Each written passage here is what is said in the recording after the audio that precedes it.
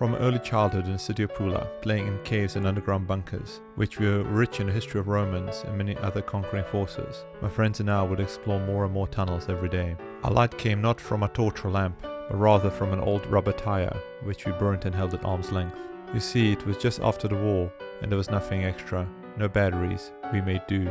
Our improvised flaming light shone along the walls and created shadows, which for us created a mystical scene. Our imaginations were ablaze. I felt a love for and an attraction to the caves and the secrets they held, and this stayed with me as I got older. As I progressed in my artistic endeavors, the caves at Altamira became and remain a big inspiration in my artistic works. Altamira is the cave of life.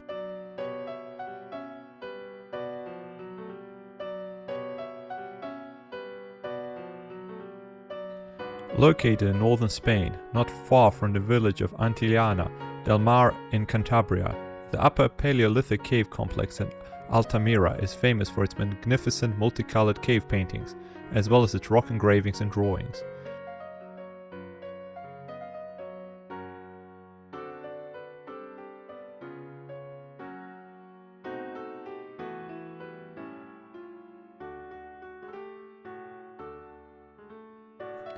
First discovered in 1868, though not fully appreciated until the 1900s, Altamira was the first of the great caches of prehistoric art to be discovered, and despite other exciting finds in Cantabria and southern France, Altamira's paintings of bison and other wild mammals are still most vividly colored and visually powerful examples of Paleolithic art and culture to be found on the continent of Europe. Archaeologists remain undecided about when Altamira's art was first created.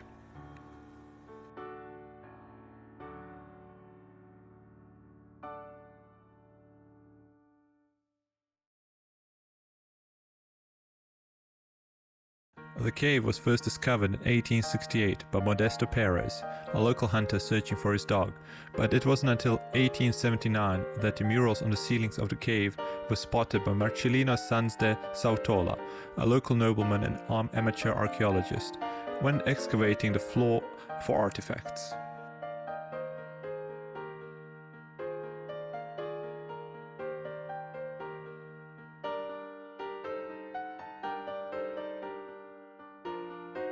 Interestingly, the art of Altamira has been an inspiration for many artists through the ages, including Pablo Picasso.